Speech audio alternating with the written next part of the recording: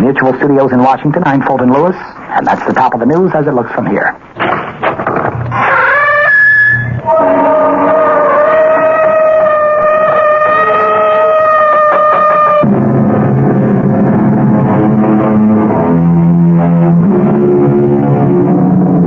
Come in.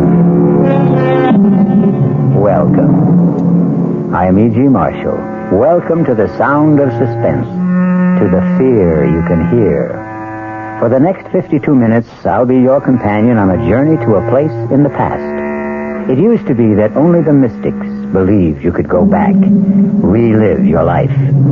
But didn't so eminent a scientist as Albert Einstein say that the past, the present, and the future are all intermingled somehow? Then why should we question a gentleman named Spencer Chadwick, who is asking a very vital question? Inspector, do you believe a person can do it again? Do what again? Go back. Where? To that point in his life where it went wrong. It turned sour. And correct it. No. No, I don't believe it's possible. Well, I'm doing it, Inspector. I'm doing it. I'm changing it. I've gone back. Inspector, I've gone back.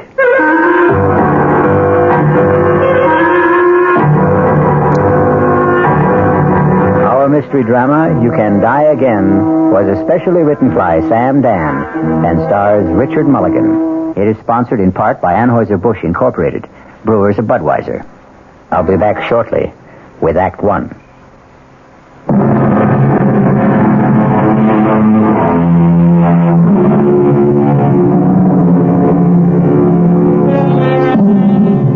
This evening, we're concerned with bright young men. That is, those who began as bright young men, like Spencer Chadwick. Bright young Spencer Chadwick married his boss's daughter, but that was 23 years ago. And today, young Spencer has arrived at comfortable middle age. This morning, he will pick up his phone and dial the private number of a highly placed friend.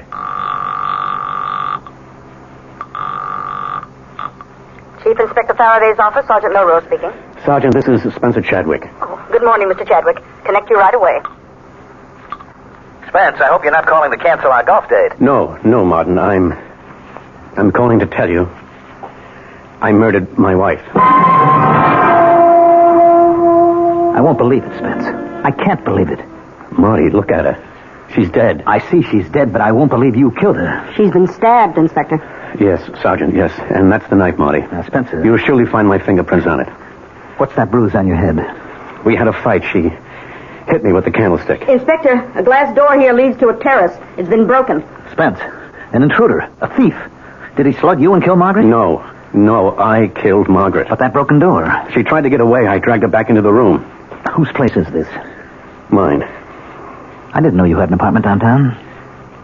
I've been staying with a girl. Spence, you're talking to me, your closest friend, Marty Faraday. Excuse me, Inspector. Shall I start the routine? Yes, of course, Sergeant. Are you going to arrest me, Marty? I have to. I'm ready to go now. But I'm not ready to go. Look, I can't believe what you're telling me. I can't even believe you were cheating on Margaret. How can I believe you killed her? You've been a policeman for 25 years, Marty. Do you still have illusions, faith, ideals? If I do, it was because of people like you and Margaret. I'm sorry, Marty. Look, Spence, is this the way it happened? You were having an affair. Margaret found out about it. She came here, confronted you. One thing led to another, and you killed her. Now, is that the story? Yes. Yeah, that's it. Well, where's the girl? I suppose she's dead, too. You suppose? Yes, we can say she's dead. Well, how did she die? I killed her. What? When? Oh, a long time ago. A long time? Spencer, you're not making any sense. How could you have killed her a long time ago if Margaret confronted the two of you here today? I don't know. I don't know. Now, just arrest me, and don't ask me any more questions. I have to ask, Spence. I can't accept what you're telling me. Now think. How could you have killed her a long time ago? Or did she kill me? Spence, please, tell me what happened. It doesn't matter. Look, I want to help you, Spence. I'm your friend. You know that. You won't believe me. Try me. Just try me. It's even hard for me to believe it. But it's true. Spence, sit down, will you? Will you just sit down and try to pull things together? Tell me what happened. What happened? It started One morning, it was 3 months ago, I came downstairs. Margaret was at the breakfast table. Morning, darling. Coffee? Thanks. Yes. Any mail, Margaret? Nothing worth delaying breakfast. Card from my brother. Where is he now? He had to put in for repairs at Pago Pago. That's Pengo. When is he coming home? Oh, next year, maybe. Or the year after, when he gets bored or tired or needs money or decides to get a new girlfriend or another boat. And he's 38 years old. And he'll never get anywhere. Don't say that. It seems to me he goes everywhere. Oh, his life and yours, darling? A study in opposites. You were born poor and you wound up rich. He was born rich, wound up poor. Dinner tonight with the Satterfields. What for? What for? Oh, my God. I practiced for almost 5 minutes before you came down, tossing off what I just said in an offhand, casual way. Dinner with the Satterfields. This is the coup of the century. A dinner party at the home of Senator Satterfield. Ask me how I did it. Why do we want to have dinner with Senator Satterfield? Spence, you asked me to arrange for the invitation. I disagree completely with the man's principles. Oh, we understand all that, but you're the one who decided to give politics a whirl. When did I decide to do that? Well, they say the sign of a really solid marriage is if the wife can accept jokes at breakfast. Shall I remind you of that Chinese or Indian saying that you've been spouting lately? A man spends his first 20 years living for himself, his next 20 living for his family, and his next 20 living for his country. It was you who decided. Dinner's at 7:30, black tie. So be home early, Spence? You're not listening. Darling. Why are you looking at me like that? Is there something wrong? Who are you? What did you say? I said, who are you? Tell me. Spencer. What are you doing here? Now, look, darling, if this is Oh, no. What am I doing here? If this is a joke, it's not in the best of taste. Well, I'm afraid I don't know where I am. Or who you are. Do you know who you are? Yes, I think I know who I am. I'm Spencer Chadwick. All right, now listen. Sit quietly for just a minute. I'm going to call Dr. Berger. Please, I don't want to put you to any trouble. Don't get up, Spencer. Please, don't get... Where are you going? Home. This is your home, Spencer. Please, don't be alarmed, please. I hope I haven't frightened you. I'll leave this minute.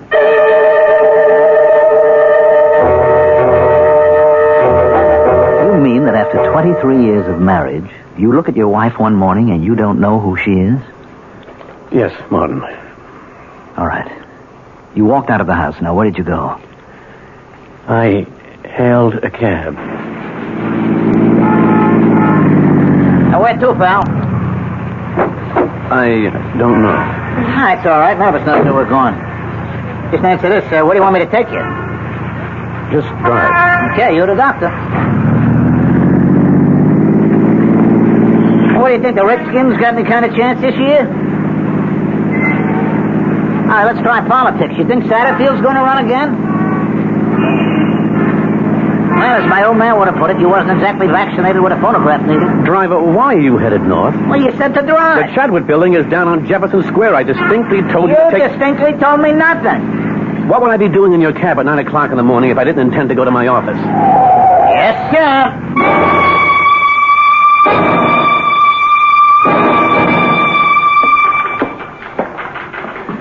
Good morning, Rose. Oh, good morning, Mr. Chadwick. There's a Dr. Berger sitting in your office. Dr. Berger? Yes, Dr. Berger. Come in here, Spence. I don't have all day. Well, come in and shut the door. May I remind you that this is my office? 15 minutes ago, I received a call from Margaret. Margaret? Is she all right? About you. Me? I thought it important enough for me to stop off here on my way downtown. Hold out your wrist. Wait, why did Margaret call you? She told me about that little episode. What? What little episode? You don't remember saying certain things? Paul, please, what is this all about?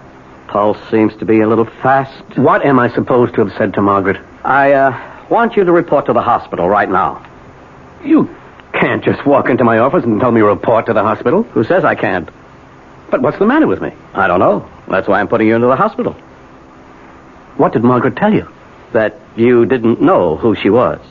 Well, how could I not know who she was? Have you had moments when you didn't know people, or you didn't know where you were, or what you were doing there? Well, certainly not. Now, level with me, Spencer. Listen, those things, they happen sometimes to everybody. How often do they happen to you? Well, The incident with Margaret, was it the only one? well, Spencer, I'll see you at the hospital in 30 minutes.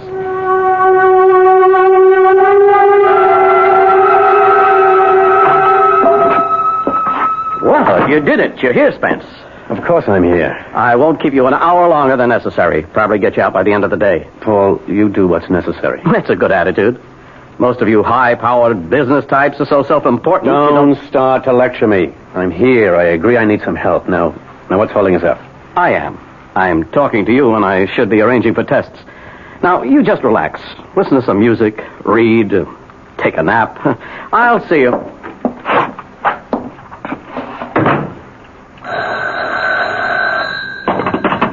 Hello? Spencer? Peggy? Is everything all right, Spence? Peggy, where are you? I'm at the apartment. Where else would I be? Tell me, are you all right? Oh, yes. Oh, yes. I'm certainly all right now. Oh, Peggy, I almost lost you. How could you lose me? It could happen. How? Dr. Berger, he could make it happen. But not now, not anymore. Do you know why? Why, Spence? You called me just in time. You warned me just in time.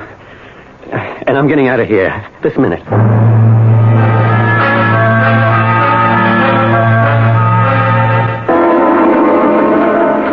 Mr. Chadwick. Yes, Ruth? Aren't you supposed to be at the hospital? I'm not supposed to be anywhere except in my office during the business day. Oh, yes, sir. This Dr. Berger, he's been calling just about every 5 minutes. And your wife. Shall I get them for you? No, I left Dr. Berger a note saying I changed my mind about the necessity for what we were discussing. Now, tell him I have nothing to add. Oh, yes, sir.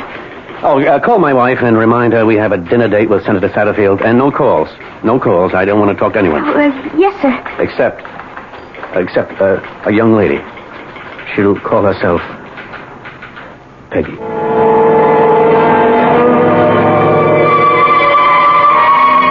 Well, for 23 years, you hum the same tune, and then, suddenly, one morning, you hear the music of a different drummer. A drummer named Peggy. Or is she a piper named Peggy, who will have to be paid? We shall return shortly with Act Two.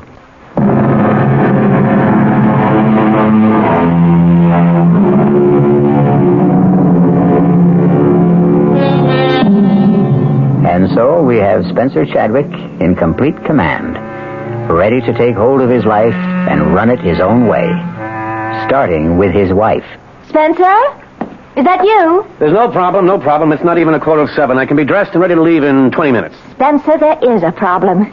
You made Dr. Berger look like a fool today. You read my note. It explained everything. You made yourself look like a fool. You admitted to the hospital, and less than an hour later, you sneaked out. I did not sneak out. I got dressed, went to the desk, and said, I'm leaving. Send me the bill. But, Spence, you're not well. I've never felt better. You should be in the hospital. Margaret, please stop running my life.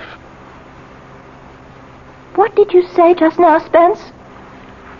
I'm sure you heard me. I wasn't aware that I was running your life. Spencer, would you be good enough to explain? Can you show me how? You did say this thing was black tie? Spencer, I'm entitled to an explanation of that remark. Margaret, if you can't understand what I'm saying, how can I explain it?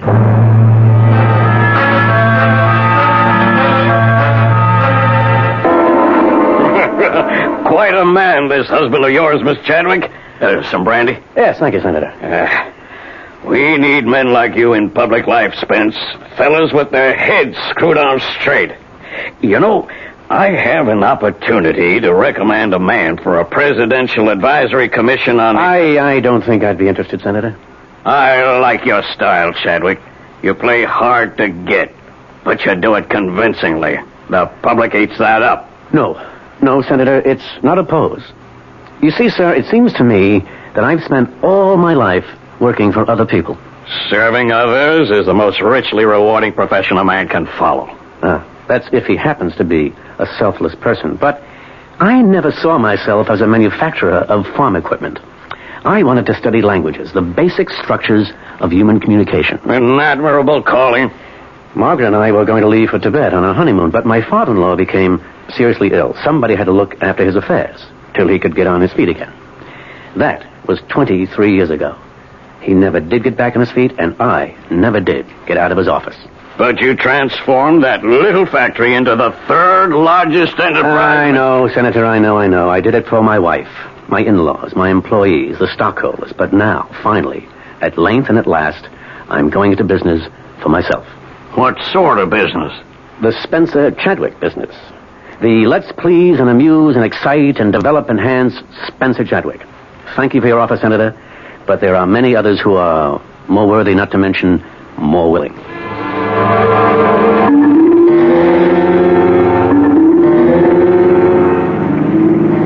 Spencer, when did you decide you were no longer interested in public service? Oh, it's been building for a while. We'll have to talk. Oh, about what? About what?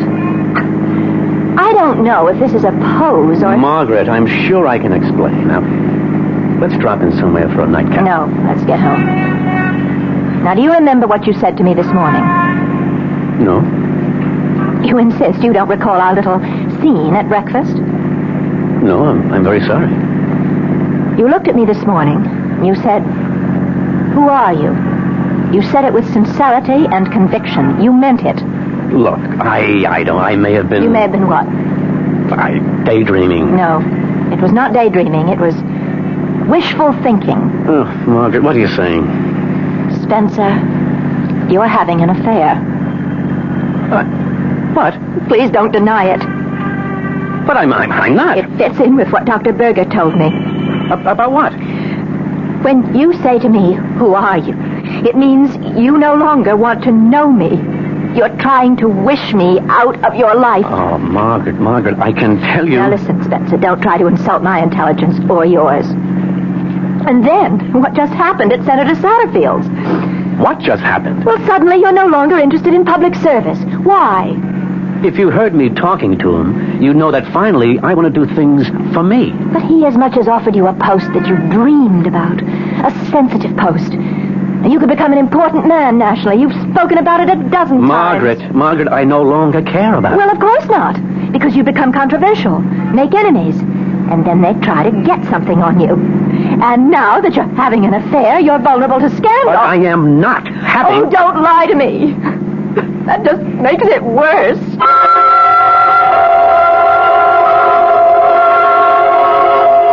But you were lying to us, Spence. We know you were lying. We know about Peggy. Inspector. Yes, Sergeant. If you'll come into the bedroom, Inspector, I didn't want to move anything. All right. Now, sir, here are these pictures. Are these Peggy?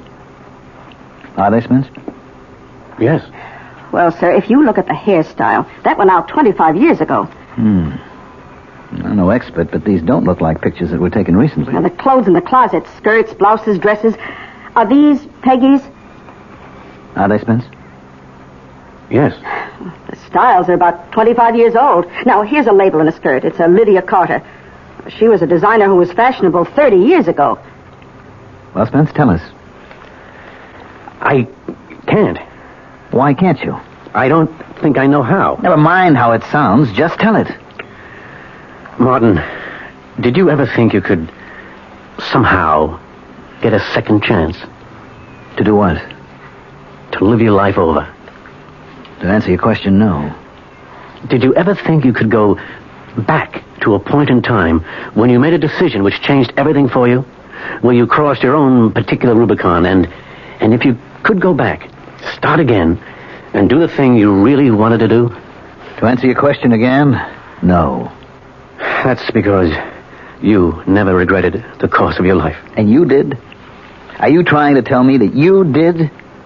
Every day for 23 years. All right, Spence.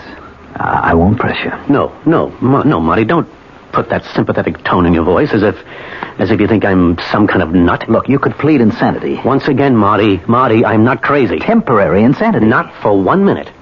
I asked you a question. Can you go back? Can you live your life over again? And I gave you my answer. No. But you can. You can do it. I did go back. Not for long. But I did go back. All right. All right, Spence, you did go back. And if I hadn't lost my head, if only I hadn't killed Margaret, I could have stayed. I could have started over.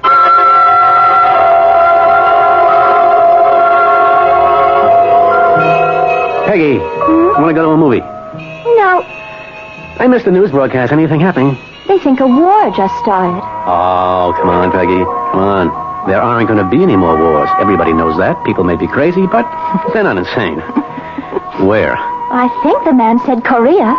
Someplace like that. Maybe I didn't hear it right.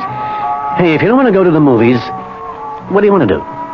Sit home and just listen to you. Tell me about the trip you're planning. Well, first, don't call it a trip. We may never come back. It may take all our lives. Fine with me. And we may never find it. Great. What are we looking for? The origin of language.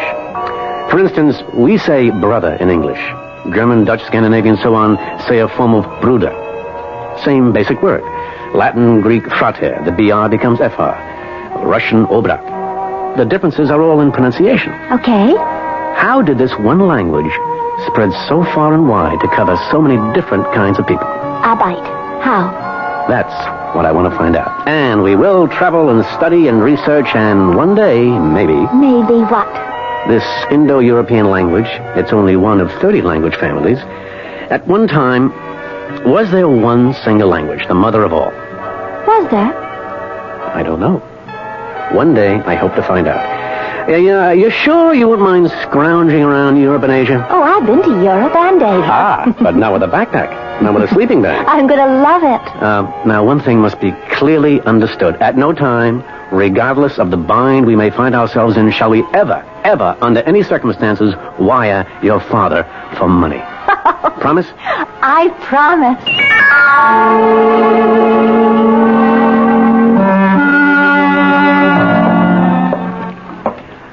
Hello, Margaret. Where have you been, Spencer?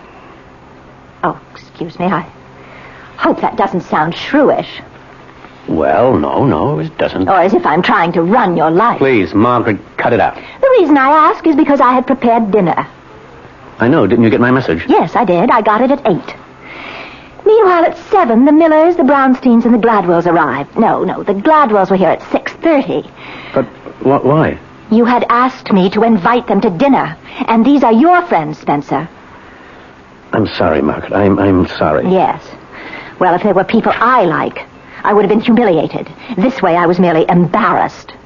Well, I got through the evening, somehow. Spencer, tell me, who is she? Margaret, believe me, there is no... I start with the premise that it's my fault. Somewhere I must have failed you. I've gone wrong. But I don't know where, and I don't know how.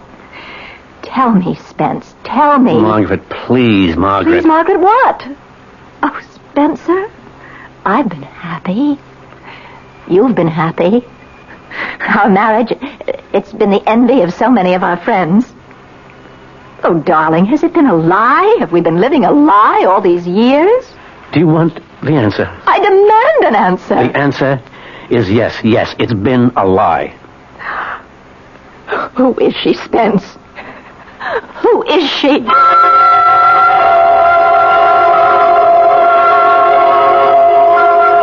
Who is she, Spencer? Who is Peggy? I won't tell you, Martin. I should say, who was Peggy? Inspector, do you remember some time ago you saw Mrs. Chadwick? It was on business, I remember. Oh, yes. Yes, I do. It had to do with a burglary, Spence. A burglary in your house. Believe me, Margaret, this is no bother at all. You see, I felt if I called the local precinct, I'd have police traipsing all about the place. It just isn't worth it. Well, what happened? Well, it's silly, but... Well, you know us. We never throw anything out. It's a sound idea. The worthless junk of yesterday has suddenly become expensive antiques. It's incredible. Yes, Margaret. All right, I'll be brief. We have a storage space where we keep old things, clothes, knickknacks, stuff that you say you'll throw out sometime. You never get around to it. You never do. And? Well, it's all been stolen. Stolen? It's missing. Well, it must have been stolen. I don't care about it, but it's just unnerving to consider that the house has been broken into. We'll send a list of the stuff to Sergeant Milrose. It's not important, but I feel that since a crime has been committed, it should be reported. Did I do the right thing? Of course you did, Margaret. That list. I gave you that list, Sergeant. It's on my desk, sir. I'm sure most of the items in this closet were on it. Spencer, you were the burglar. Technically, yes. She needed clothes, Marty. That girl, she's a fantasy. No, not Peggy. All right, look, for reasons that I may never understand, you feel you wasted your life. So you fantasized a way to go back, to start over. It was no fantasy. Sergeant Milrose. Hell, it wasn't. You were sorry you married Margaret, which all by itself proves that you're insane, Spence. You created this Peggy, and you had to dress her in the period of 25 years ago. There is no Peggy. This whole thing happened in your mind. Yes, thank you, Lieutenant. Yes, Sergeant? Sir, that was from the lab. They scraped some grass samples from a skirt in the closet, and it's been identified as Duke of Wentworth fescue. All right. It's a new kind of seed, just been planted for the first time. When? Well, about a month ago, which means somebody wearing this skirt was sitting in the grass in Benton Park very recently. You figure if a man's been married for 23 years, he may have a tendency to fantasize a bit. But Spencer Chadwick has created more than an illusion. He has brought forth flesh and blood, particularly blood. We'll be back shortly with Act 3.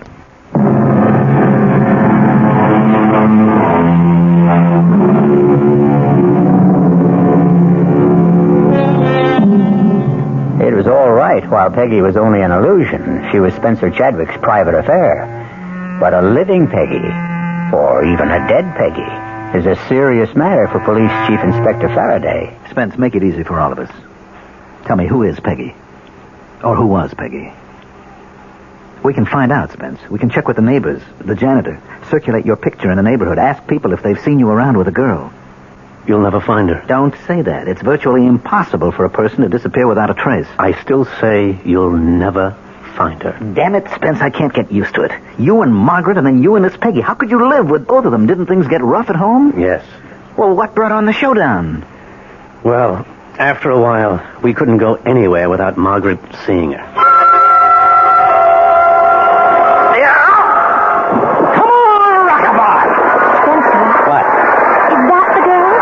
Who? That girl. She's been looking at you all afternoon. Oh, Margaret, believe me. Why don't you invite her down here? She'll have a better view from our bar. Oh, Margaret. No reason we shouldn't all behave in a civilized manner. Introduce her. Margaret, I never saw that girl before in my life.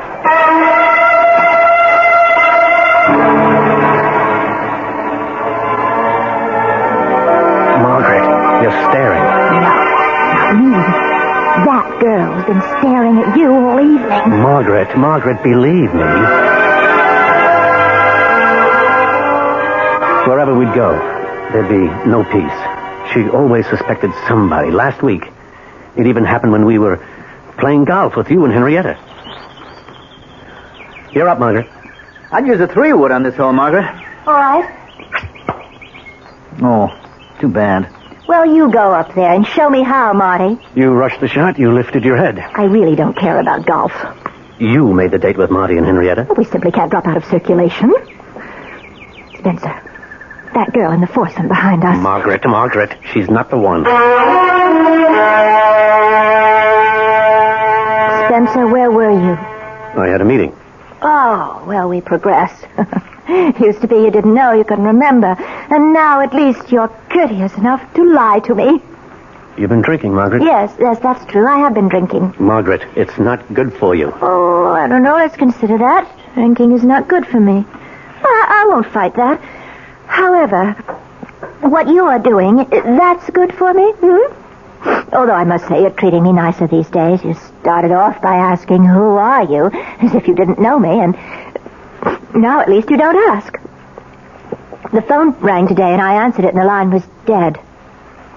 What's going to happen, Spence? I intend to go away with her. Well, finally, you've admitted it. You are having an affair. Yes. Who's the woman? Who? Yes, who? I'm not sure you'd want to know. I have a right to know. Well, then, perhaps you do. Who is she, Spencer? She's you. Me? Yes, Margaret. The girl is you. What kind of No, nonsense... that's not quite right. She isn't you. Then what were you trying to say? She was you. She isn't Margaret Chadwick. She was Peggy Wainwright. Spencer, don't look at me like that. I'm scared. Do you want me to prove it to you? Come with me. Come with me right now. This is what Dr. Burbick was concerned about. Spence, it's no disgrace to have a breakdown. It's no shame to need psychiatric help. No. We're past all that, Margaret. Come with me. I want you to meet Peggy. Come with me. No, Spencer. You come with me. You come with me to Dr. Berger. You know, Margaret, people like you have one answer. Whenever you're up against something you don't understand, you have one answer. Whenever you're faced with something that's beyond your experience, you have one answer: see a doctor. That solves everything. That takes care of everybody. And it never occurs to you that yours might just possibly be the wrong answer. Now, why are you so sure of yourself, Margaret? Why are you so sure that I'm the one who's wrong? Come with me, Margaret. I want you to meet Peggy. Or are you afraid?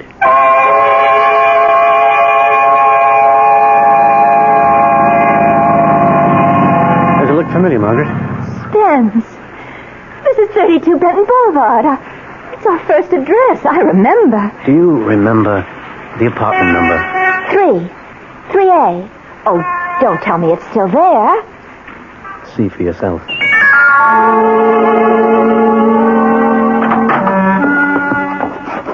Spence. How did you... Our first table. And this bronze candlestick, our very first wedding present from my brother. These clothes. My clothes. How did they get there? They're here because they're Peggy's clothes. Oh, look, Spence, the Lydia Carter skirt. Oh, you love me in that. Do you know that style's come back? I want to put it on. Do you remember what we used to do? We'd go for a walk. In the park. Dinner at Luigi's. We never had dinner at Luigi's. Oh, that's right. We couldn't afford it. And by the time we could, we weren't living here anymore. We stopped at the burger shop. What's tonight? Thursday. That means there's a free concert in the park. And then free dancing. Oh, let's go, Spence. Let's do it all again.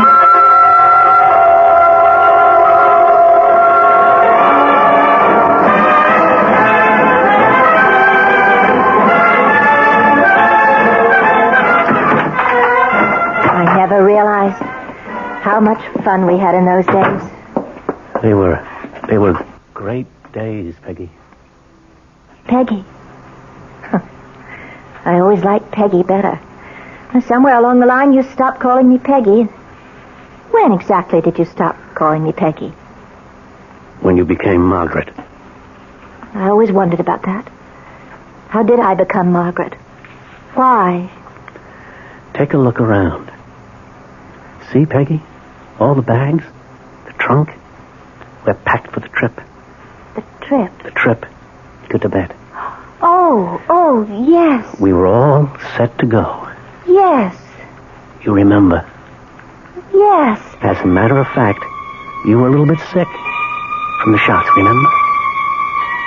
Remember? Yes. And then the telephone rang. The phone? Yes, the phone rang. It was... It was my mother. Yes, it was your mother. I remember. Answer the phone. Go ahead, answer it. You answered it that night. Hello? Yes. Yes, Mother? Oh, no. Yeah, all right, we'll go there. Right away. What is it, Peggy? My dad. He's had a stroke. How bad? Well, they don't know yet. Oh, Spence, I don't think we can... I can't leave Mother alone right now. No, we won't. Oh, Spence.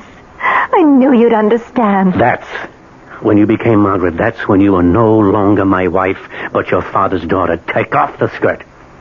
Leave it here. Go home. It belongs to Peggy. Spence, what's the matter with you?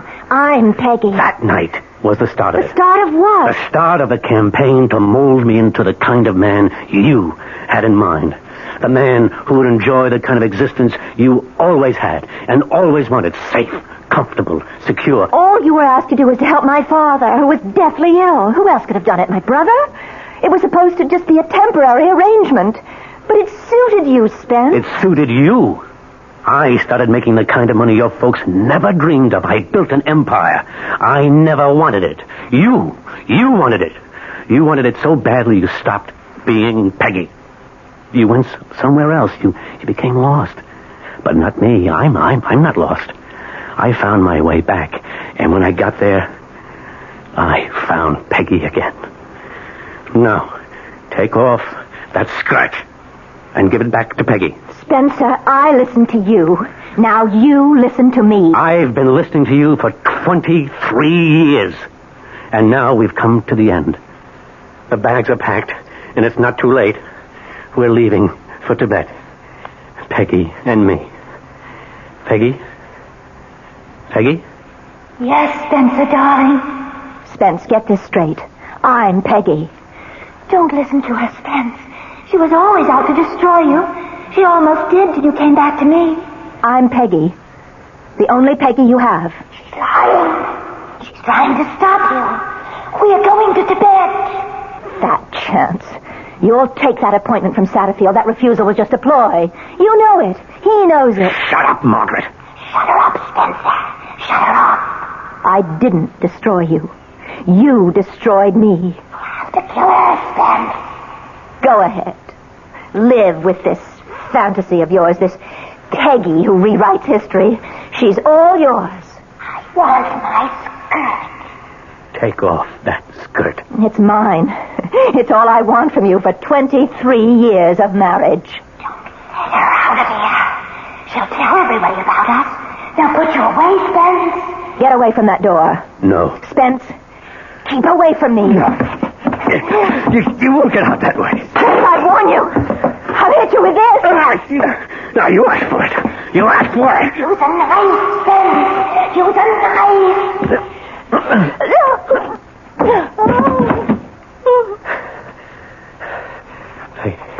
Peggy? Peggy?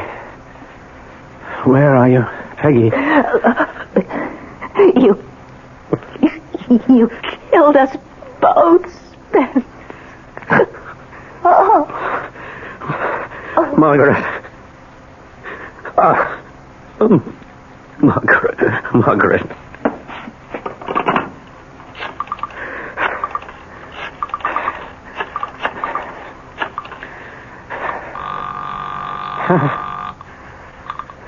Chief Inspector Faraday's office, Milrose speaking. Sergeant, this is Spencer Chadwick. I just murdered my wife.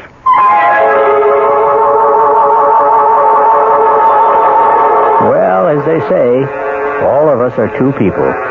One is the person we think we are, and the other is the person we really are. And the secret of a long, happy life is to make sure the twain never meet. I'll be back shortly. This is WOR New York, your station for Mystery Theater.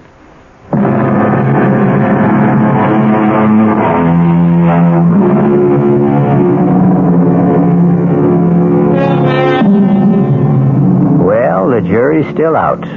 Oh, not on Spencer Chadwick. With him, it was open and shut. But on the basic idea, can you go back? Can you do it again? Well, to end on a non-controversial note, here is something everybody can do again. Tune in again for more suspense and excitement. Our cast included Richard Mulligan, Mandel Kramer, Marion Seldes, Bryna Rayburn, and Gil Mack. The entire production was under the direction of Himan Brown. Now, a preview of our next tale. You know what I'm going to do, Laurie? I am going to turn this car right around and head back to the city. Oh, no, George. Please don't. What's that? We all fall. You hear something like singing? Ring a ring of roses. Let me open the window. A pocket full. It's a woman singing that old nursery rhyme. Two. We all fall down. Well, what's that snapping sound? It sounds like a piece of leather. It sounds like a whip. George, what are you doing? I'm getting out. No, don't leave me, George. I'm coming with you. Wait. Okay, but stay close to me. Radio Mystery Theater was sponsored in part by the Kellogg Company, makers of Kellogg's Special K cereal. This is E.G. Marshall inviting you to return to our Mystery Theater for another adventure in the macabre. Until next time, pleasant dreams.